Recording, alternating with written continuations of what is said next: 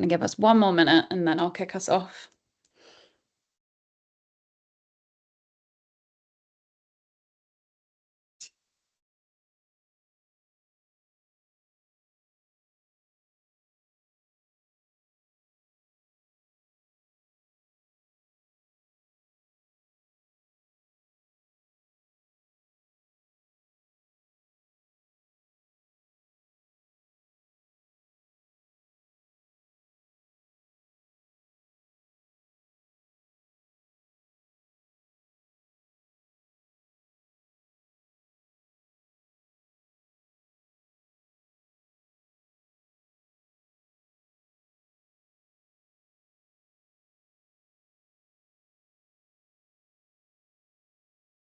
We've officially hit 10:02. We're going to go. Fabulous. So happy Monday morning. I hope you all had wonderful weekends. And thank you so much for joining us this morning. So the topic is obviously boosting commercial awareness and early talent. We'll be talking about why commercial awareness is important, but also about pre-skilling with early talent and what does that look like. Just to briefly introduce our fabulous panel. So I'm Talia, the Managing Director at Connect to Talent Technology. And I will pass to Carla to briefly introduce herself. Hi everyone, I'm Carla. I'm the founder and CEO of Wealthbrite, and great to be here today. Thanks, Talia. And John, over to you. Thank you. Good morning, everyone, and looking forward to starting the week with this session. So my name's John Griffin, and I head up the education for early professionals at IBM. And last but not least, Deborah. Hi, morning everyone. Thank you for inviting me along. I am the Early Careers Programme Lead at Kainos Software. We're an IT services company headquartered in Belfast, but with a global reach. And like John, it's great to kick off the week with a really interesting session. Amazing. So does pre-skilling matter, and what is commercial awareness? So commercial awareness is definitely a skill, and one of the ways you could be delivering this skill is through the kind of pre-skilling area. And we wanted to set the scene a little bit for this discussion by talking about exactly that. Pre-skilling is a strategic approach, and it allows candidates and employees to develop a fundamental skill before it's critical to their role. And it looks at future trends, trajectories of roles, and it addresses that need upfront rather than when they're in role and needing to deliver that. And the World Economic Forum reported that in 2023, over 100 million people could be added to the global talent pool if a skills first approach was adopted globally. So it is really something we need to take seriously. And when we asked you in the sign up to this event, what do you think? Do you think you're doing pre-skilling? I wonder whether everything you see on this slide is actually what you were thinking about. There's so many opportunities to pre-skill through the entire talent journey, from school outreach and work experience to online learning and webinars, as well as those targeted kind of skills development and workplace preparation that's often happening during the kind of pre and onboarding periods. And we wanted to share this with you because I think so many of you would have answered that question, thinking of pre-skilling really as online learning or courses, and probably predominantly in that pre and onboarding period. But actually it's so much more than that. It's about all those personal interactions, classroom activities in schools and universities, and that engagement with you as an employer all contributes to that development of future talent. So are employers pre-skilling candidates before they join? So this is a data set that we've pulled from our own data at Connect to Talent Technology for businesses that actually use our platform to engage candidates before they get an offer. And they're publishing a whole plethora of pre-skilling content and learning material for, it could be age 13, so that kind of digital consent, they're engaging with them at that really young age, could be through the recruitment process, so from 18 to 22. This is content that they're making accessible through that entire time. And we analyze this to see what sort of skills are being developed. As you can see, I'm not sure it's that surprising, but communication, presentation, and listening skills makes up 35% of that pre-skilling content. Personal brand and confidence at work makes 26%. Business innovation and strategy skills makes up 15%. And then you can see a kind of a mix of all the other skills that are making up what our customers are using to pre-skill. And interestingly, commercial awareness was not amongst the skills being listed in this data set. But if you kind of dig into it, we feel like it does sit within this kind of business innovation and strategy skill piece. And when we asked you in the sign up to this, do you feel like there's a lack of commercial awareness in your early careers new starters? 93% of you said yes. So it's definitely, there's a feeling of a lack of commercial awareness in your early careers new starters. And we also asked all of you if you're pre-skilling your early careers hires, and 52% of you said no. But I wonder, now that you've seen this slide here, whether you would actually change your answer. So if you could, do write in the chat whether you feel like, if you'd written no, whether you would change that to a yes, or whether you would still stick with your same answer. And whilst you're all putting that message in the chat, some of the kind of messages that, or comments that came with that question around lack of commercial awareness showed that the impact is that actually extra support is needed when your student is on program. They're not business ready, and that kind of fee earning time is delayed because actually you're having to skill them ahead of time. There's a real lack of understanding of how geopolitical events bear on work, and this really impacts their success and how quickly they can kind of be fee earning for you as a business. I'm now going to pass to Carla, who's going to delve a little bit more into this kind of commercial awareness piece. Thanks, Talia, and thanks everyone for joining us today. So just for those who don't maybe know what Wealthbrite is all about. So Wealthbrite provides a specific training for talent in the workforce around both commercial acumen and financial awareness. So we have a really special interest in helping upskill talent in this space, and it's interesting thinking about how pre-skilling can be a really exciting way to engage talent before they've even stepped through your doors, to help grow some of this this acumen that we do see is lacking across the board. And I wanted to show you a little bit more in terms of what others are saying about this this skills requirement around commercial awareness. And I want to put it into the perspective of saying, actually, I think that the gap around commercial awareness is recognized by both employers and employees. So both sides sort of say, yeah, we see there's a need here. And I pulled some data points, one on the left-hand side, which is from the Institute for Student Employers, their annual student development survey.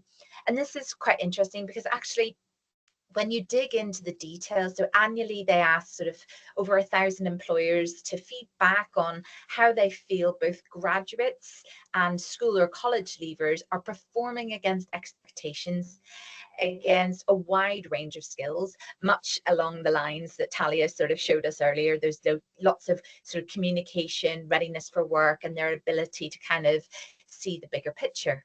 Now, seeing the bigger picture is where commercial awareness fits in. And interestingly, employers highlighted in the 2024 survey that the biggest development area for both graduates and school leavers is improving that awareness of the wider context, and specifically noted deficiencies in commercial awareness, with, as you can see on the screen, 20% of employers saying they felt that graduates were performing less than expected in terms of that that skill set, and actually school leavers or college leavers at 30% beneath expectations.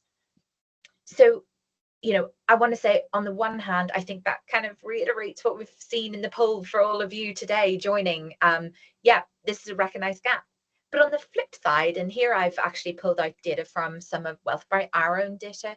So we do a lot of work in the legal sector, and we've pulled this data from our 2024 Legal Industry Insights, where, as you will probably recognize, commercial awareness is kind of one of the top skills that people will often ask for demonstration of during interviews and on your route to becoming a lawyer. And actually, the data we have is that lawyers across the employee life cycle, so that first data point, 51% of lawyers lack confidence in their own commercial acumen. That's lawyers right from the start of their career all the way through. but the percentage pulled out in the dark blue is those that are classed as junior lawyers, those at the start of their career. And in that, we saw that 64% of them ranked themselves as being below average when it came to commercial acumen. So I think it's just interesting to me to showcase the fact that actually both sides see this as an area where they do need development. And I guess the question is, how do we go about this? But before we do that, I wanted to just point out a couple of things, and this is really food for thought as we go into the panel conversation, is there really something different or more amplified that's going on for Gen Z when we think about their commercial awareness? And I wanted to kind of put into your mind a few different things. So first of all, commercial awareness, how do we build it? Oftentimes, employers will say to people, it's about understanding the geopolitical issues. It's about understanding what's going on in the news. And historically, of course, that might have meant pointing people or signposting them to reading business news. But we know that Gen Z are primarily sourcing their news through social media, with TikTok and YouTube being the two largest platforms where they're consuming short form content about news stories. But if you know anything about social media, you know that it can be, it's crowded with content, and you're not always going to see the news that might lend itself to that kind of commercial upskilling.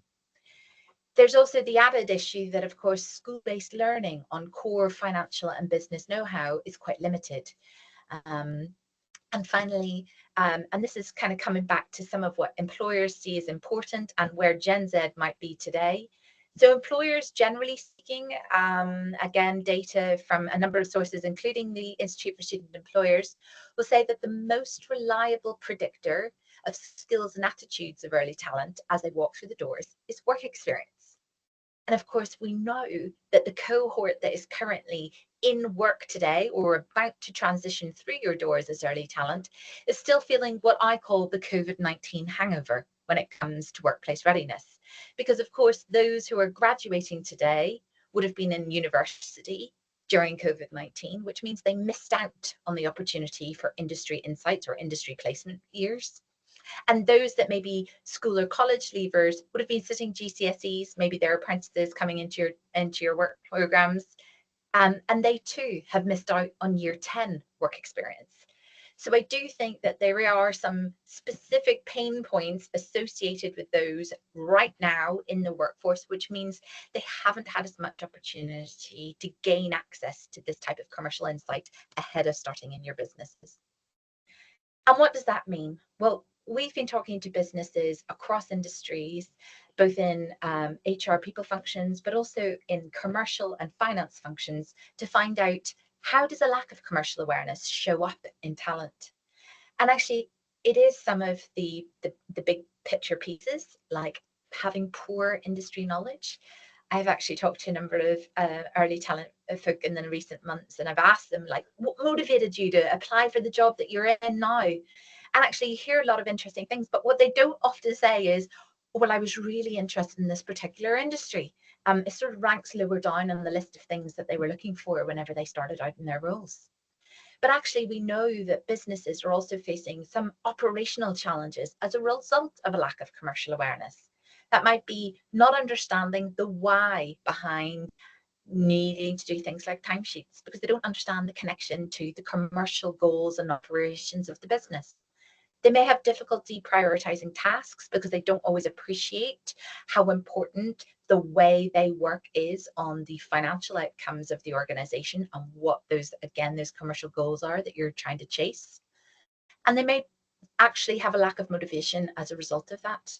And I think, those are problems and pain points, but for me, this represents a huge opportunity to actually motivate next gen to feel like they can genuinely have an impact in your workforce when they feel more aligned and understanding of the bigger picture of what your organization is trying to do, and also how that fits into the bigger picture. So Talia, that's my bit. Shall we take it into the question of how we plug the gap? So I think we're now going to be hearing from our wonderful speakers. So I guess we'll start there. What does commercial awareness mean to your business? John, we're going to start with you. What does it mean to IBM? Thank you. And a good first question to begin with, I think. So we've got a common understanding. So if I think about what it means to our business, it's really having the ability to understand the company's strategy, what its business operations are, the goals and the challenges from a commercial perspective. And I'll expand on commercial perspective in a second. So really what that encapsulates is being aware of what the organization's services are, what are the solutions, perhaps what their products are, but as well as its kind of target markets, and also touching on what Carla said, the industry trends. Thinking about your clients and the industries they're in, what are the trends, what's happening in those industries, but also of your partners and your competitors as well. So having that very well-rounded view of kind of what's happening beyond you and doing your day job, I suppose, to some extent. And I think there's probably three key kind of themes that come out of this, or three aspects of this on the commercial perspective. There's having business acumen. Okay, so this is understanding your organization's business model, what it's kind of how it makes money, its revenue streams, how it makes profit, and what its key performance indicators are. So that's kind of business acumen. I think there's market knowledge. So that's being familiar with the target markets of your organization and where it's looking to sort of make progress. What are the trends in those markets, in those industries? What are your clients' needs? And that will differ between industry and sector as well. And also what your competitors are also doing in that as well. So you're getting that view. And I think the final point is kind of general financial awareness, really. So this is, again, understanding how to read, the financial performance, the financial statements from your own organization, first and foremost, but your clients as well. And again, it's thinking about the revenue, profitability, kind of investment priorities. And I think if you spend the time to be engaged in that and trying to understand that, I think it just makes your job more fulfilling as well. It gives you a sense of purpose. So it brings you out of this is my job and these are my tasks. What I think we're all driven by why are we doing it? Okay, so actually if you have that broader understanding and that commercial perspective, hopefully that also sort of improves your sense of belonging to your organization as well, and the purpose of what you're doing as well. And I think the final point on why it's important for an organization, for its employees to think this way, is it helps those employees make more informed decisions. It helps identify potential business opportunities and really kind of drive growth, because you have that understanding of the wider market and how you actually make money. So that's why it's important to us. I mean, what a robust answer. That is really what commercial awareness is. I guess, Deborah, for Kainos, is there any nuance to that answer? No, I mean, I would reflect nearly identically what John has said there. At Kainos, we are a services company as well. That the purpose is to provide a service and to make money. And I think commerciality, commercial awareness sometimes has that negative connotation because it's about money. But people need to understand how the business makes money, how it's profitable, how that can impact both the business and I suppose their own individual growth. At Kainos, our commercial awareness is really strongly linked to our core competencies, and we have a core competency of commerciality and risk. So we expect all of our people, regardless of their level, to demonstrate some of those commercial awareness, understanding and behaviours. It's also clearly linked to our core company values. So everybody has that part to play to make the business a success. And within early talent, are you finding that people are starting with you and have that sort of skill set, or is that something that you're having to work on when they arrive? No, it's something that we would work on whenever they arrive. And I mean, it's very difficult to say because people will come through different pathways and have different experience before they join. But that's why we make sure that we deliver, that we provide a level of training for everybody. So we'll have our base standard sort of upskilling on commerciality or commercial awareness. Depending what job roles people are coming into, they may do additional training if they're more involved in maybe financial roles or things like that. Amazing. And Carla, as the commercial awareness guru, from your kind of customer base, is there anything different you would add to what commercial awareness means to businesses? I think the thing I would say is just, I mean, picking up on, I think what Deborah and John have both alluded to. Interestingly, I think if you look at a lot of the messaging that is often sent out to prospective new joiners in the context of a role and what you're going to get in your organization, I think sometimes this point about the fact that ultimately your organization exists to make money, and that you have a direct role and the opportunity, and again, let's put that into a positive space, right? A real genuine opportunity to have an impact in helping the business achieve its goals, which ultimately is going to be beneficial for you as an individual, sometimes doesn't always come across. Like, I think sometimes we have an emphasis or a focus on more sort of the technical skill sets, and perhaps also like the more cultural aspects of what it means to join an organization. And as Deborah said, like sometimes people, I think this goes to a wider sort of societal point around the psychology of money. As a society in the UK, we don't typically talk about money an awful lot, and actually that doesn't just mean in our personal lives, it's also kind of reflected in sometimes the way businesses approach transparency on issues regarding how their business actually makes money, and therefore, as John said before, what that means for different people in different roles. And, you know, actually, I think there's a really good opportunity here for businesses to kind of help people get out of that siloed way of thinking and create sort of cross-pollination in their business, which is kind of beneficial, not just for innovation and collaboration, but actually also for business growth, when they actually help people see how their roles links back to the bigger picture and that why. And that's what excites me about this space. And I think that's what I see a lot. And when I'm talking to people, that sometimes that's the missing link here in terms of what they're telling people along the way. Interesting. And when we were chatting ahead of time, John and Deborah, I remember the kind of stat about like what percentage of people are pre-skilling, and we brought up that slide and talked about what could pre-skilling look like, and you were both in the camp of like, okay, actually maybe we do a bit more than we thought. But I guess, how do you, now you've kind of rethought what pre-skilling is to you, how does that kind of factor into your current talent development approach? I'm going to come to you first, John. Yeah, so you're absolutely right, Sally. I think when I first thought about this, wasn't completely clear, but actually having reflected on it, actually there is a lot that we do here, and that is an important aspect of pre-skilling when it comes to talent development. And I think we've got, you know, we're proactive in certain areas, and then basically we might do things on demand and on an ad hoc basis depending on the need and the time. So I think there's a few examples that we do when it comes to kind of pre-skilling and what I'd call outreach, I suppose. So that's, you know, going to careers fairs, going to schools, actually going into schools and talking to students and teachers as well. And when we do that, we always ensure that actually it's our early professionals that are going and doing that, so that there's the peer kind of resonating with their peers, rather than somebody a little bit older going in and talk to them. So we're always keen to do that. We have, you know, some elements of work experience. I think, namely, we've got the T levels. So T levels are an alternative to A levels, where there's a more collaboration with employers, and it's a mix of practical and theoretical. So we have T level students that will come in for, you know, a few weeks into IBM and really get that more kind of hands-on experience, I suppose, and trying to make that link between the theoretical kind of learning and actually what does that mean in a business. So we're active in that area.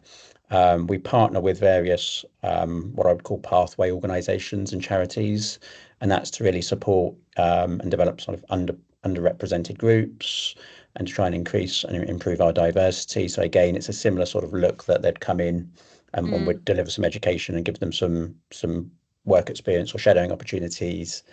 When it comes to apprentices, we're very active when it comes to National Apprenticeship Week, which is in February. So we host and run a lot of sessions there, and a lot of that is around the pre-skilling.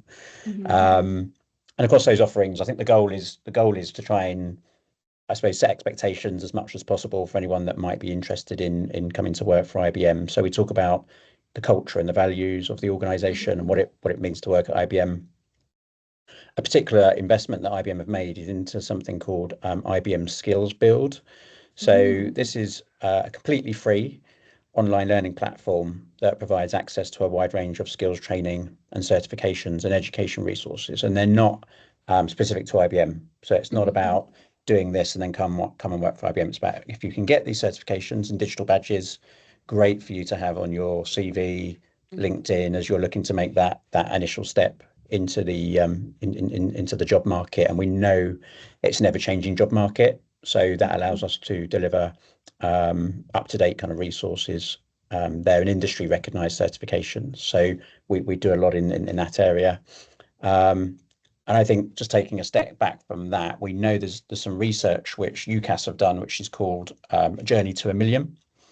And this is the expectation that there are going to be approximately 1 million 18-year-olds in the population in 2030, which is a peak.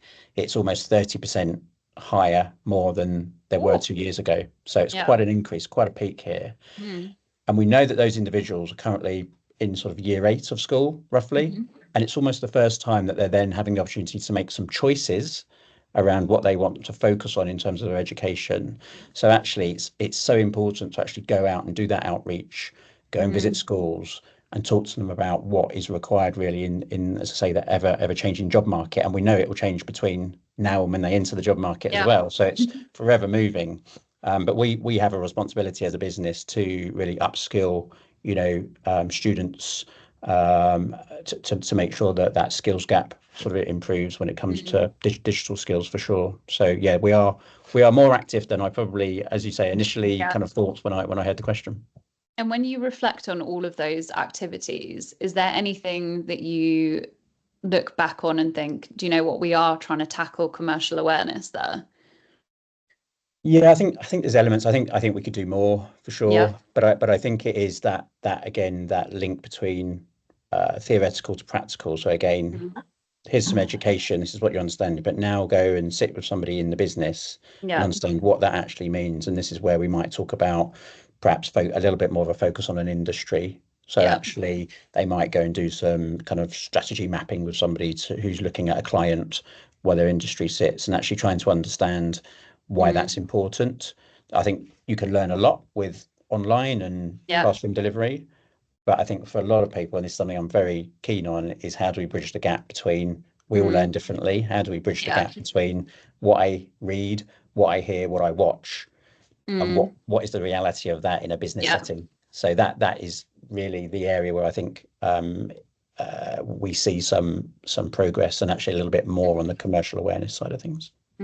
I imagine that is the most powerful bit, actually talking to someone whose their real job is to do that, and talking through an actual kind of live case study with the client. And Deborah, anything from you in terms of like, how does pre-skilling factor into Kainos's current talent development approach? Again, it's a really, sorry. I was going to say, and also that same reflection about, is commercial awareness kind of featuring in that flow?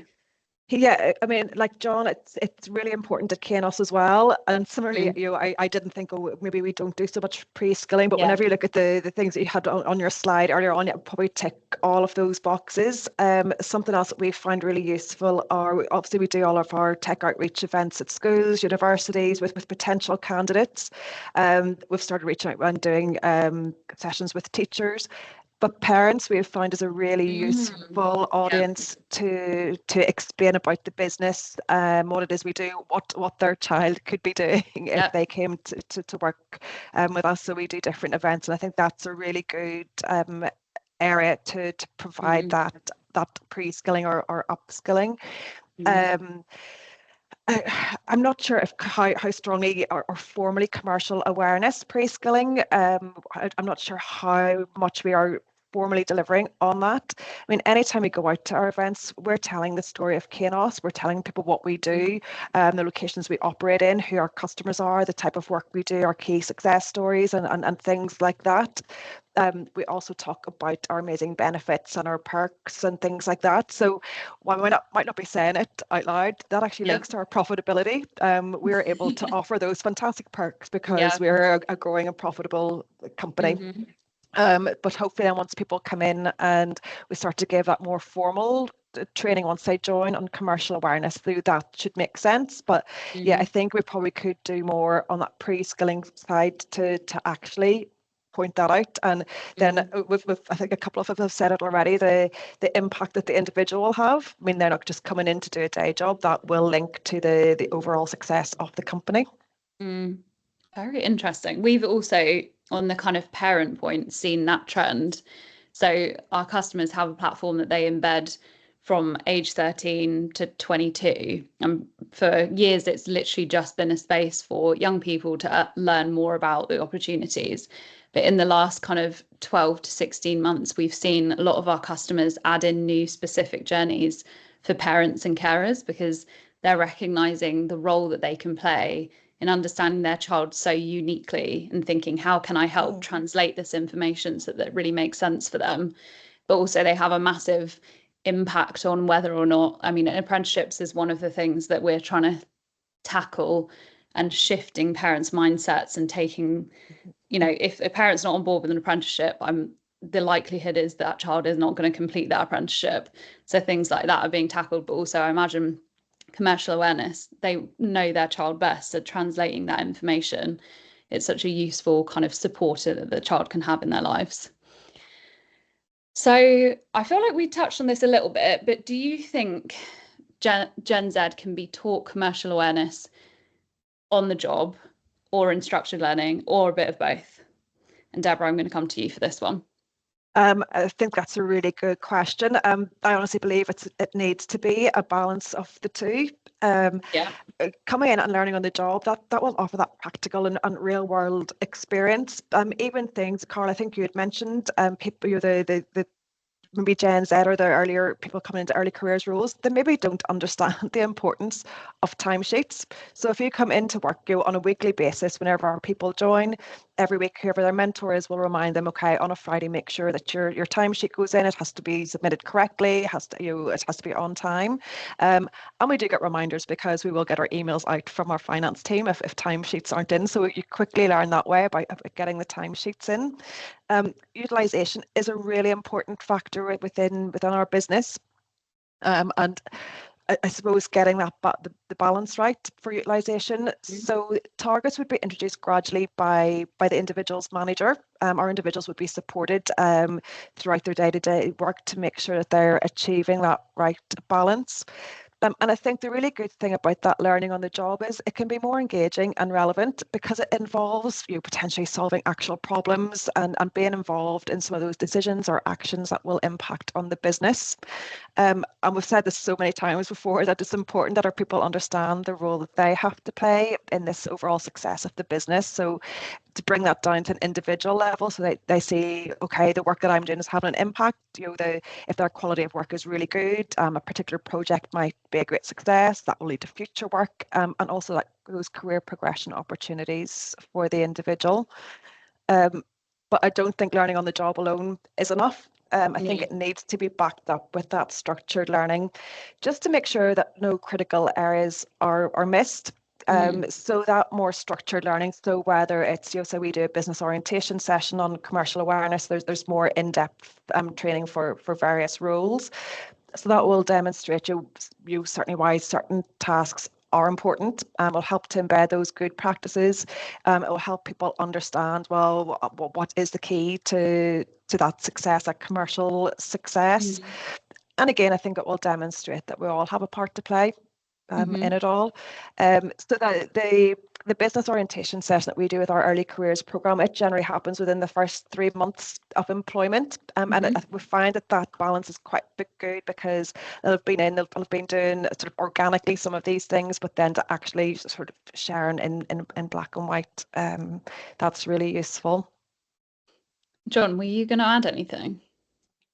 Very similar. We have a very similar model to Deborah when it comes to the utilisation of our people and submitting those timesheets, and so same challenges and same thoughts really. But I think that the challenge is sometimes when there is some delinquency in submitting that bit of work, that the kind of the emails and the messaging comes out almost makes it come across as a tick box or piece of admin, which is completely what we don't want it to be. So it's not just something to do another piece of admin. So quite often the conversation I'll have with the early professionals is, try and put yourself in the shoes of the chief operating officer or the chief financial officer who's having to, meet targets and forecast targets. So if there's, 10 people that haven't done it, then they're not able to, provide an accurate forecast. So there is a real reason. Again, it's the why. It's why is it done? It's not just something to do. So again, that's some of the challenges in terms of the messaging. But it's, again, the more commercial awareness you have, I think the more likely you are going to be to do that and understand why you need to do it. Carla, anything from you? I feel like this is definitely resonating. Yeah, I think everything the guys have said is really important. I think, there is obviously on-the-job training, hugely important. I suppose a reflection we've had and sort of the thoughts we've given to why we've created a structured learning pathway on this. I think there's a couple of things I would say. One is, I think it's kind of interesting to think about the intersectionality between financial and business acumen and social mobility. So not everybody will grow up in an environment where they've naturally come across some of the concepts and even the basic vocabulary of finance and business. And so actually I think sometimes it's actually quite good to kind of level that playing field and make sure you've given everybody equal access to the baseline level of learning around core business concepts, different types of business models, explaining the industry and the terms that they're going to come across in their jobs in very simple everyday language. And because it can, I know this firsthand from my jobs over the years, it's so easy in your organizations to fall into the habits of speaking in whatever your organization's, acronyms or your internal speak, and actually the reality is if you're new into that business, you're not going to understand what those things actually mean. And it will require then them to find someone, maybe that's a buddy, maybe that's a mentor, to help them navigate some of that. And of course, whilst we will all be making the absolute best efforts to ensure that everybody gets that in an equal way, of course, there are natural biases in the way people work. So we think structured learning is a great opportunity in a way to kind of just make sure that everybody gets exactly the same opportunity to kind of level up on that basic know-how on day one. And then I think there are some really exciting things you can do to kind of make that in-work experience really practical and applied. So, the models we use is taking case studies that businesses have provided based on their experiences or things we know that are pretty common across the piece. Everybody's talked about timesheets here already. There's some really common examples that businesses will be experiencing internally. And actually, in our model, we have a sort of simulated learning program where people actually kind of get to put themselves into the role of COO and CFO or their manager, and they have to then understand and make the decisions and understand the trade-offs, and actually it gives them that insight into some of the financial dynamics, which actually are, again, I think, probably one of the things that they are least exposed to on an everyday basis. So yes, they'll be told about timesheets are important, but they won't necessarily be told, as John alluded to, the fact that the timesheet data is like fundamental to financial forecasting. Now, do they need to be an accountant or be trained into the nitty gritty of that stuff? No, they don't. But this is about helping them connect the dots between operational practices and financial outcomes. And again, it's explaining the why and the purpose in a way that can get them motivated and help them see the impact they can have. I love that. Right, we've got 5 minutes left. I've got one more question, but if anybody has a burning question, do pop it in the Q&A section. So this is an interesting question. When you were chatting earlier about, I guess, like this generation coming through and how much they've missed out on because of COVID, if you think about that group in particular, where do you think the responsibility lies between the individual versus the business when it comes to upskilling themselves in commercial awareness? I'm going to come to you first, John. Okay, yeah, sure. So again, this is a bit of both. So there's a balance again here between the two. So individual effort is essential. You need to be Mhm. invested in it as an individual, but business support is also crucial in providing the necessary resource, guidance and opportunities as well to help them develop that. So I think if I think about individual effort and what's kind of included in that, there's that personal accountability. So it's taking ownership of commercial awareness development and seeking out opportunities to learn and grow in that area. It's sometimes self-directed learning. So again, having that interest, so staying up to date with industry news, trends, competitor activity, looking at industry publications. And an interesting point that Carla said in terms of where this is coming from in terms of social media, actually, and it's not, I don't think it's appropriate to send a 17-year-old to go and read the Financial Times, for example. So actually we need to think about, how we are directing them. But also from an individual perspective, it's around networking and building relationships with those colleagues and experts so they can gain insights and kind of learn from them as well. From the business support side of things, it's clearly training and development programs. So, we need to be providing training and development that focuses on commercial awareness. And that could be workshops, seminars, online courses. I think on that as well, we need to, again, I'm going to come back to, we need to make sure that we are making the connection between what it means to them. So I think a classic example here is we could send them off to go and read the IBM financial report. Now that at the end of the year, that could be 100 pages, and that is not very appealing at all. So something that we've done is to try and break that down to make it more digestible in almost like a podcast format. So again, we're trying to bridge that gap. So we're not telling them to go and read a massive publication and try and understand it. We will support them in terms of what does that mean to them and break that down. Again, I think we need to provide them mentorship and coaching so they understand how to apply it in their roles. We need to obviously provide access to the relevant information, such as market research and analysis. And I think generally, what kind of encapsulates all of that then is just encouraging this culture of commercial awareness. So foster that culture, which encourages and also rewards commercial awareness as well, and the importance of it. So I think there's two sides here. We can provide as much as possible, but at the end of the day, there also needs to be some individual accountability and a want and an understanding of why it's important to have that commercial awareness as well. Carla, I'm going to guess you feel very similarly to that. Yeah, and I guess I think Will's put a question in the chat, which I think we can kind of pick up at this point as well, because,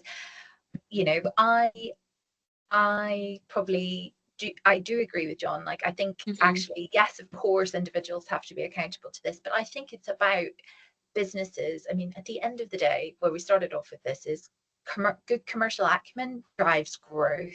Yeah. It drives success in an organization. And so actually for me, this is hitting the top line. So if we are able to energize people to build commercial acumen, and that might mean businesses actually taking time out to provide structured learning in this space. Actually, at the end of the day, if that's actually hitting the top line for a business, that's got to be good, right? And so that feels like a here and now priority. Every business I talk to at the minute, when I ask them what's the priority for the next 12 months, it's like, well, we've been told we're driving efficiencies, we're driving growth. The KPIs within business is all about improving financial outcomes. So I think it's about not necessarily seeing this as another thing to do, but seeing this as a critical pathway to achieving the long-term success that a business is looking for. And of course, if you're an organization who hasn't traditionally offered specific programs of learning in this space, that is going to be a change. But actually, I think tying it back to those broader kind of programs that you may already have in place around culture and belonging, it's creating spaces for people to feel like they can be successful in their workplace. I think that is the way to, it's not to see it as yet another single piece of learning, but actually see it as a really connective opportunity to kind of give people that bigger picture that's going to help connect the dots on everything else for them. So, well, I don't know if that's helpful advice to you, but feel free to add a comment back in the chat. But yeah, that's my perspective on it. That is it. Yeah, he said very helpful. I also think for the individual connecting for them how the more commercially astute they are, the more redundancy proof, the easier their promotions will be. Like, why is it good for an individual to be commercially astute? And there's, I think, showing that to an individual will hopefully drive the right sort of behavior in them. I think, just to come back on that, I totally agree. And I think actually there is a really good opportunity here to embed those skills early on by role modeling within a business. So definitely. if you look at the leaders at the top of organizations, you know, oftentimes, I mean, it used to be a bit of a running joke in my old shop that, like, you know, Big Four, some of the biggest, you know, some of the most senior partners in those organizations are not necessarily the most technical. Because actually it's not about being in the detail at that point. It's about having a really wide commercial business kind of mindset. So actually showing them that that's what it means to get to the top. And therefore, if they start earlier on, they will have more opportunities to get progression and promotion. I think that's a really good way of explaining the so what for people on this type of learning. Yeah, totally agree. Amazing. We are actually 2 minutes over. So thank you so much, all of you, for sharing your insights, and also for everybody on the call for joining us on your Monday morning. The recording will be available, so if you do want to access it, just let us know, and we're going to do a write-up of this event, which we'll send around as well. But yeah, thank you so much all for joining, and hope you have a lovely week. Thanks, Goodbye. everyone. Bye. Thanks, everyone. Thank you. Bye-bye. Bye. Bye.